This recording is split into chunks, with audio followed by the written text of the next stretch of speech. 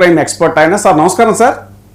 నమస్కారం అండి సార్. అదే మీరు చూస్తున్నారు కదా సార్, ఈ చర్చ అంతా ఇప్పుడు ఆంధ్రప్రదేశ్లో క్యాబినెట్ డెసిషన్ తీసుకుంది సోషల్ మీడియాకి అగెనెస్ట్గా ఒక టాస్క్ ఫోర్స్ చాలా పవర్ఫుల్గా చేయాలి అని. సో ఇప్పుడు ఏంటంటే జరుగుతున్న పరిణామాల నేపథ్యంలో ఇది కేవలం ప్రశ్నించడాన్ని, అంటే విపక్షాల యొక్క గొంతు నొక్కే ప్రయత్నం తప్ప ఇది వేరే ఏం కాదు అనేటువంటిది ప్రతిపక్షం యొక్క విమర్శ. దీన్ని మీరు ఎలా చూస్తారు? ఒకటి ప్రశ్నించడంలో తప్పు లేదు, కానీ ఉన్నది లేనట్టుగా చూపించి ప్రశ్నించడం తప్పు.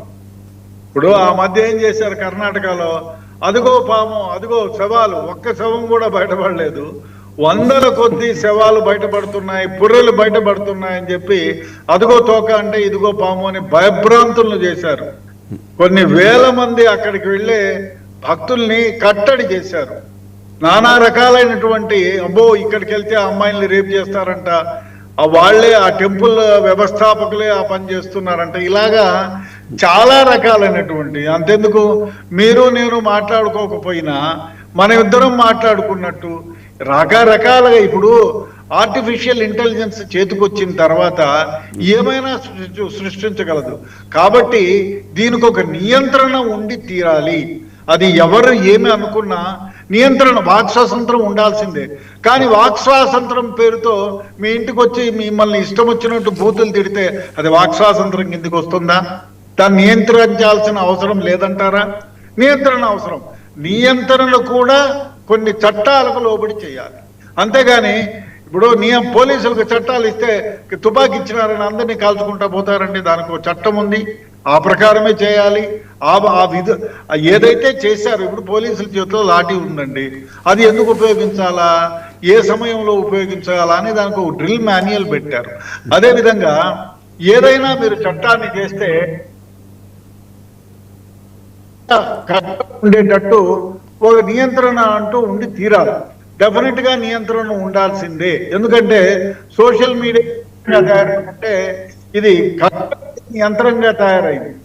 ఏ ఊరు ఏమి చేతి, ఇప్పుడు ఒకటే, దీనివల్ల చాలా మంది బ్రతుకు బాగుపడుతూ ఉంది, అడ్వర్టైజ్మెంట్లు వస్తున్నాయి, చాలా మందికి ఉదర పోషణ జరుగుతోంది. నిజమే, అంతవరకు ఒప్పుకుంటాం. కానీ ఉన్నది లేనట్టుగా, లేనిది ఉన్నట్టుగా వాయిస్ మార్ఫింగ్ చేసి, మనుషుల్ని మార్ఫింగ్ చేసి, ఏమిటండి అరాచకంగా ఏమవుతుంది? ఇందులో ఎన్ని నిజాలు ఉన్నాయి? మీరు సోషల్ మీడియా ప్రాతిపదికన తీసుకుంటే ఇందులో ఎన్ని నిజాలు ఉన్నాయి? డెఫినెట్ గా దీనికి ఒక నియంత్రణ ఉండి తీరాలి. ఆ ఉండిన నియంత్రణ కూడా 10 మందికి ప్రతి ఒక్కరికి ఆమోదయోగ్యంగా ఉండాలి. అదేవిధంగా దాన్ని ఆలోచన రహితంగా ఉండకూడదు. 10 మందికి పనికొచ్చే విధంగా ఉండాలి. ఆ విధంగా నియంత్రణ డెఫినెట్ గా అవసరం. మీరు చైనాలో ఇట్లాంటి దేశాల్లో అయితే దీన్ని బ్యానే చేసేశారు. అసలు యూ కెనాట్. అది అంతెందుకు, ఫేస్బుక్ లాంటివే లేవు అక్కడ. ఎందుకు? నానా విధాలుగా నానా రకాలుగా చేస్తారు. ఇప్పుడు అంతెందుకు, ఇందాక ఒక మర్డర్ కేసులో ఇదిగో పాము అంటే అదిగో తోక అని 100 కొద్ది చిలవలు పలవలెల్లి చేశారు. సో ఇది తప్పు.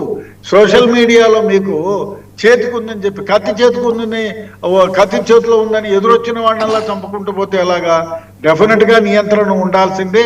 ఆ నియంత్రణ కూడా కొన్ని చట్టాలకు లోబడి చేయాల్సిందే. ఇది నా అభిప్రాయం. ఎందుకంటే దీనివల్ల చాలా మంది జీవితాలు నష్టపోతున్నారు, చాలా మంది ఇబ్బందులు పాలవుతున్నారు, చాలా మందిని కట్టడి చేయలేదు. సోషల్ మీడియాలో ఇప్పటికీ ఒక చట్టం అంటూ లేదు. దీన్ని నియంత్రించాల్సిన అవసరం ఉంది. ఆ నియంత్రణ కూడా దేనికి లోబడి అని ఒక చర్చ జరగాల్సిన అవసరము ఉంది. సార్, ఇప్పుడు జర్నలిజంలో సోర్స్ ఆఫ్ ఇన్ఫర్మేషన్ అనేటువంటిది ఒకటి, వాళ్ళకి ఒక లిబర్టీ ఉంటుంది. ఫలానా సోర్స్ నుంచి ఆ సోర్స్ డిస్క్లోజ్ చేయాల్సిన అవసరం లేదు అన్నప్పుడు దాన్ని ఎలా మనం కేటగరైజ్ చేస్తాం? అంటే అది ఆయన ఆరోపణ చేశాడు, లేకపోతే నిరాధారమైన ఆరోపణ చేశాడు అనేటువంటి దానికి దాన్ని ఎలా డిఫైన్ చేస్తాం? ఈ మధ్యన చాలా పెద్ద చర్చ జరిగింది, మీరు కూడా చూసే ఉంటారు. ఆ సోర్స్ ఆఫ్ ఇన్ఫర్మేషన్ అనే లిబర్టీని వాళ్ళు తీసుకుని ఇంకో పలానా మనిషి ఇలా అన్నాడు అని అంటే నాకు పలానా సోర్స్ ద్వారా తెలిసింది అని అన్నప్పుడు దాన్ని మరి ఎలాగది దాన్ని మనం డిఫైన్ చేస్తాం నిరాధారమైన ఆరోపణ అని? ఇప్పుడు డెఫినెట్ గా దానిపైన కూడా విశ్లేషణ తీసుకోవాలి. కొందరిని, అయ్యా నువ్వు ఈ ఆరోపణ, ఇప్పుడు మామూలుగా ప్రైమ్ మినిస్టర్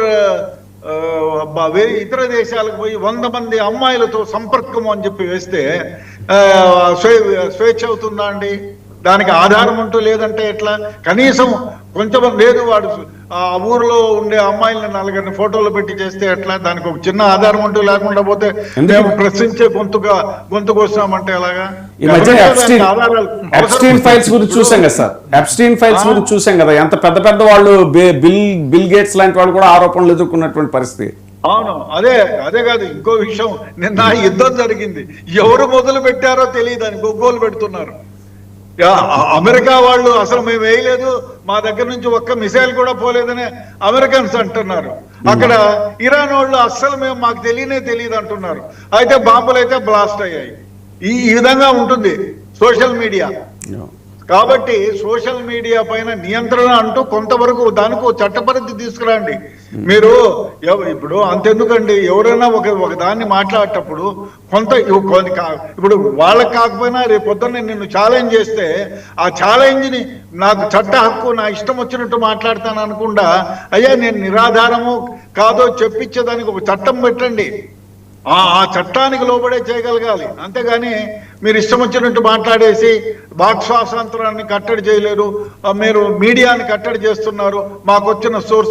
మీకు వచ్చిన సోర్స్ ఎంతవరకు అండి? ఇప్పుడు ఈ హైదరాబాదు రాత్రికి రాత్రి దోమలు కొట్టి 1,00,000 మంది డైడు అనేసి చెప్పేస్తే మీరు సోర్స్ ఏదినైనా సవాల్ ఎక్కడున్నాయని అడగకూడదా? మరి మొన్న ఇటీవల ఈ పెట్రోల్ ఫ్యూయల్ క్రైసిస్ ని కూడా దాదాపుగా ఇలాగే ఒక భయాన్ని సృష్టించి ఒక పానిక్ ఇది క్రియేట్ చేసి తప్పది నిజంగా చెప్తే. ఎందుకంటే మీరు ఏమన్నా చెప్పండి, సోషల్ మీడియా నియంత్రణ ఉండి తీరాలి. దీనివల్ల చాలా మంది బలిపశువులు అవుతున్నారు. దీని మీద ఇప్పుడు ఏదైనా అతి వర్జితే, అది ఎప్పుడు మంచిది కాదు. మీరు నియంత్రణ పెట్టాల్సిందే, నేను కాదని. అది కూడా ఇప్పుడు మీరు పోలీసులకు రివాల్వర్ ఇచ్చారండి, అది బజార్లోకి వచ్చి ఎవరిని పడితే అరే నాకు దుకాణంలో డబ్బులు అప్పు ఇవ్వలేదని వాడిని పోయి కాల్ చేస్తారా అండి? తప్పు కదా. అరే నువ్వు రివాల్వర్ బయటికి తీయాలంటే ఈ సెక్షన్లు ఉండాలి, ఇవన్నీ జరగాలని వాడికి శిక్ష పెట్టినట్టు ఇక్కడ పెట్టండి, పెట్టి తీరాలి. ఎందుకంటే దీనివల్ల చాలా మంది ఇబ్బందులు పాలవుతున్నారు సోషల్ మీడియాలో. కాబట్టి దీనికి చట్టం ఉండాలి, ఆ చట్టానికి కూడా కొన్ని పరిధులు ఉండాలి. మీరు చెప్పండి, అయ్యా ఈ పరిస్థితుల్లో ఈ విధంగా ఉండాలని సెక్షన్లు చేయండి, 10 మందితో విచారించి. ఇప్పుడు అపోజిషన్ పార్టీ వాళ్ళని అడగండి, సోషల్ మీడియాలో కొందరు ఉద్నాతులైనటువంటి గొప్పవారు ఉన్నారు. అఖిల పక్షం అనే కాన్సెప్టే లేదండి ఇప్పుడు. పెట్టి తీరాలి, అఖిల పక్షం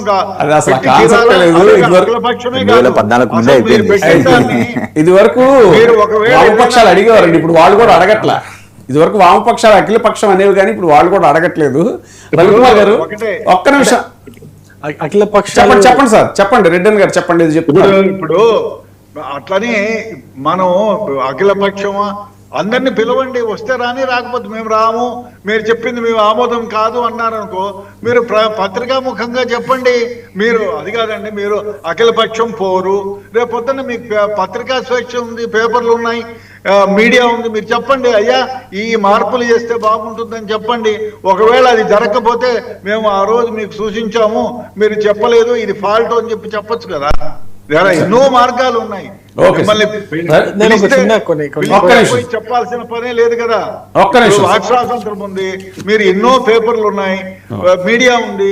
అయ్యా ఇవి మార్పులు చేసినారు, ఇది తప్పు, ఫలానా సెక్షన్ లో ఈ విధంగా మార్పులు చేస్తే బాగుంటుంది అని సూచనలు ఇవ్వండి. తీసుకోకపోతే ఈ కోర్టును కూడా తలుపు తట్టండి, దిస్ ఈస్ బ్యాడ్ అని. తప్పేముంది అందులో? మనం ఛాలెంజ్ చేయమా? ఒక్క నిమిషం సార్, రెడ్డన్ గారు. ఇప్పుడు సోషల్ మీడియా వల్ల కొన్ని సమాజంలో తప్పిదాలు ఏ విధంగా జరుగుతున్నాయి, సమాజాన్ని ఏ విధంగా భ్రష్టు పట్టిస్తున్నారు, సమాజాన్ని ఏ విధంగా మార్పు చేస్తున్నారు, కన్వర్ట్ చేస్తున్నారు అనేది కూడా కొన్ని విషయాలు సోషల్ మీడియా యాక్టివ్ అయిన తర్వాతనే బయటపడిందండి. ఉదాహరణకు నేను చెప్తాను ఒక విషయం. భారతదేశాన్ని క్రైస్తవులు పాలించకంటే ముందు, బ్రిటిష్ వాళ్ళు పాలించకంటే ముందు మహమ్మదీయులు పాలించారు. మహమ్మదీయులు పాలించిన వాళ్ళ యొక్క ఎఫెక్ట్